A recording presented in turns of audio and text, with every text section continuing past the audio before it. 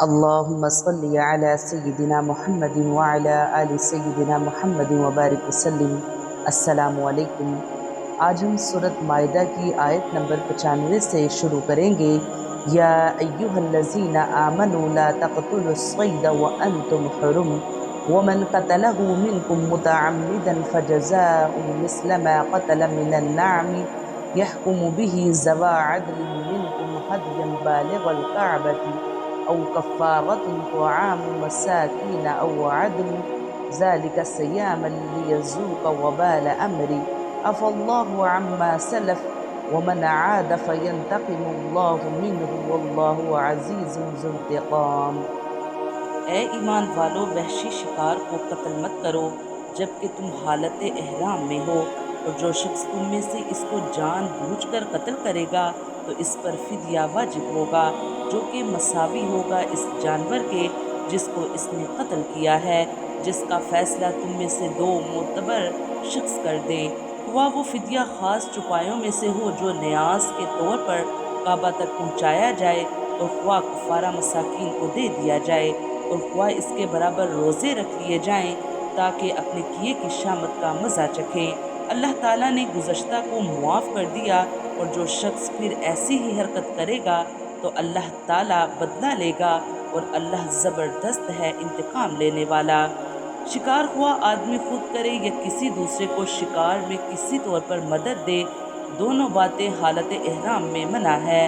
نیز اگر محرم کی خاطر شکار مارا گیا تو تب بھی اس کا کھانا محرم کے لیے جائز نہیں ہے، البتہ اگر کسی شخص نے اپنے لیے خود شکار کیا ہو اور پھر وہ اس میں سے محرم کو بھی تحفتاً کچھ دے دے تو اس کے کھانے میں کچھ مذائقہ نہیں۔ اس حکم عام سے موذی جانور مستثنیٰ ہیں۔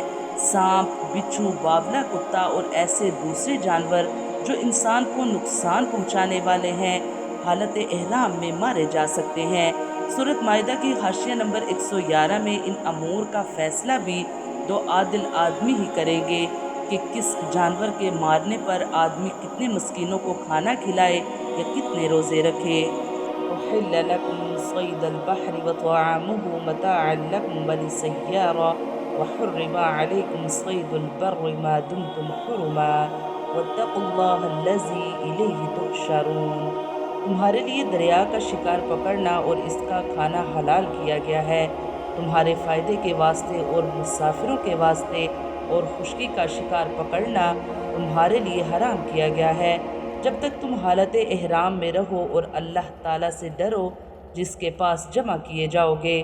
چونکہ سمندر کے سفر میں بسا اوقات زیادہ راہ ختم ہو جاتا ہے اور غذا کی فراہمی کے لیے بخبر اس کے کہ آبی جانوروں کا شکار کیا جائے اور کوئی تدبیر ممکن نہیں ہوتی، اسی لیے بحری شکار حلال کر دیا گیا۔ جعل اللہ الکعبۃ البیت الحرام قیاما للناس والشہر الحرام والحدی والقلائد ذلك لتعلموا ان اللہ یعلم ما فی السماوات وما فی الارض وان اللہ بکل شیء علیم۔ اللہ نے کعبے کو جو کہ ادب کا مکان ہے لوگوں کے لیے قائم رکھنے کا سبب قرار دیا، اور عزت والے مہینے کو بھی اور حرم میں قربانی ہونے والے جانوروں کو بھی، اور ان جانوروں کو بھی جن کے گلے میں پٹے ہوں، اور اسی لیے تاکہ تم اس بات کا یقین کر لو کہ بے شک اللہ تعالیٰ تمام آسمانوں اور زمین کے اندر کی چیزوں کا علم رکھتا ہے، اور بے شک اللہ سب چیزوں کو خوب جانتا ہے۔ کعبہ شریف اور حرمت والے مہینے کا باعث امن ہونا تو ظاہر ہے کہ اس میں جنگ کرنا حرام ہے۔ اس کے علاوہ جو جانور نذرانے کے طور پر حرم لے جائے جاتے ہیں ان کے گلے میں پٹے ڈال دیے جاتے تھے تاکہ ہر دیکھنے والے کو پتہ چل جائے کہ یہ جانور حرم جا رہے ہیں، چنانچہ کافر مشرک ڈاکو بھی ان کو چھیڑتے نہیں تھے۔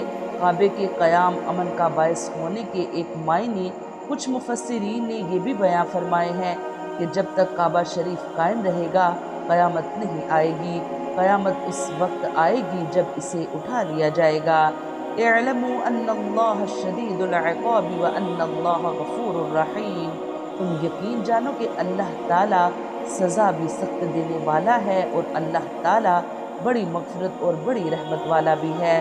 لہٰذا تم ایک طرف اس کے عذاب سے بھی پناہ مانگتے رہو اور دوسری طرف اس کی رحمت کے بھی امیدوار رہو۔ اصل ایمان یہ ہے کہ بندے پر خوف اور امید کی حالت طاری رہے۔ فرمایا گیا وَدْعُوهُ خَوْفًا وَطَمَعًا، اور اسے خوف اور طمع سے پکارو۔ ابو ہریرہ رضی اللہ عنہ فرماتے ہیں کہ رسول اللہ صلی اللہ علیہ وآلہ وسلم نے فرمایا، اگر مومن کو اللہ تعالیٰ کی تیار کردہ سزا عذاب کا علم ہو جائے تو کوئی جنت کی طمع نہ کرے، اور اگر کافر کو اللہ تعالیٰ کی رحمت کی وسعت کا علم ہو جائے تو کوئی اس کی جنت سے مایوس نہ ہو۔ ما علی الرسول الا البلاغ واللہ یعلم ما تبدون وما تکتمون۔ رسول کے ذمہ تو صرف پہنچانا ہے، اور اللہ تعالیٰ سب جانتا ہے جو کچھ تم ظاہر کرتے ہو اور جو کچھ پوشیدہ رکھتے ہو۔ یعنی جب انہوں نے یہ حکم پہنچا دیا تو اپنا فریضہ ادا کر دیا اور تم پر حجت قائم ہو گئی، اب کسی شخص کا کوئی عذر قابل قبول نہیں ہوگا۔ قُلْ لَا يَسْتَوِي الْخَبِيثُ وَالطَّيِّبُ وَلَوْ أَعْجَبَكَ كثرة الخبیث فاتقوا اللہ یا اولی الالباب لعلکم تفلحون۔ آپ فرما دیجئے کہ ناپاک اور پاک برابر نہیں، گویا آپ کو ناپاک کی کثرت بھلی لگتی ہو۔ اللہ تعالیٰ سے ڈرتے رہو اے عقل مندو تاکہ تم کامیاب ہو۔ اس آیت نے بتا دیا کہ دنیا میں بہت مرتبہ ایسا ہوتا ہے کہ کسی ناپاک یا حرام چیز کا رواج اتنا بڑھ جاتا ہے کہ وہ وقت کا فیشن قرار پا جاتا ہے، اور فیشن پرست لوگ اسے اچھا سمجھنے لگتے ہیں۔ مسلمانوں کو متنبہ کیا گیا ہے کہ وہ صرف کسی چیز کے عام رواج کی وجہ سے اسے اختیار نہ کریں، بلکہ یہ دیکھیں کہ اللہ تعالیٰ اور اس کے رسول کی ہدایات کی روشنی میں وہ جائز ہے یا پاک ہے یا نہیں۔ یا ایہا الذین آمنوا لا تسألوا عن اشیاء ان تبد لکم تسؤکم وَإِن تَسْأَلُوا عَنْهَا حِينَ يُنَزَّلُ الْقُرْآنُ تُبْدَ لَكُمْ عَفَا اللَّهُ عَنْهَا وَاللَّهُ غَفُورٌ حَلِيمٌ۔ اے ایمان والو، ایسی باتیں مت پوچھو کہ اگر تم پر ظاہر کر دی جائیں تو تم ناگوار ہو، اور اگر تم زمانۂ نزول قرآن میں ان باتوں کو پوچھو گے تو تم پر ظاہر کر دی جائیں گی۔ سوالات گزشتہ اللہ تعالیٰ نے معاف کر دیے ہیں، اور اللہ تعالیٰ بڑا بخشنے والا اور بڑا بردبار ہے۔ آیت کا مطلب یہ ہے کہ اول تو جن باتوں کی کوئی خاص ضرورت نہ ہو ان کی کھوج میں پڑنا فضول بات ہے۔ دوسرے، اللہ تعالیٰ کی طرف سے بعض اوقات کوئی حکم مجمل طریقے سے آتا ہے، اگر اس حکم پر اسی اجمال کے ساتھ عمل کر لیا جائے تو کافی ہے۔ اگر اللہ تعالیٰ کو اس میں مزید تفصیل کرنی ہوتی تو وہ خود قرآن کریم یا نبی صلی اللہ علیہ وآلہ وسلم کی سنت کے ذریعے کر دیتا۔ اب اس میں بال کی کھال نکالنے کی کوئی ضرورت نہیں ہے۔ ساتھ ہی یہ بھی فرمایا گیا کہ اگر نزول قرآن کے زمانے میں اس کا کوئی سخت جواب آ جائے تو خود تمہارے لیے مشکلات کھڑی ہو سکتی ہیں۔ چنانچہ اس آیت کی شان نزول میں ایک واقعہ یہ بیان کیا گیا کہ جب حج کا حکم آیا تو نبی اکرم صلی اللہ علیہ وآلہ وسلم نے لوگوں کو بتایا۔ ایک صحابی نے آپ سے پوچھا کہ یا رسول اللہ، کیا حج عمر بھر میں صرف ایک مرتبہ فرض ہے یا ہر سال کرنا فرض ہے؟ نبی اکرم صلی اللہ علیہ وآلہ وسلم نے اس سوال پر ناگواری کا اظہار فرمایا۔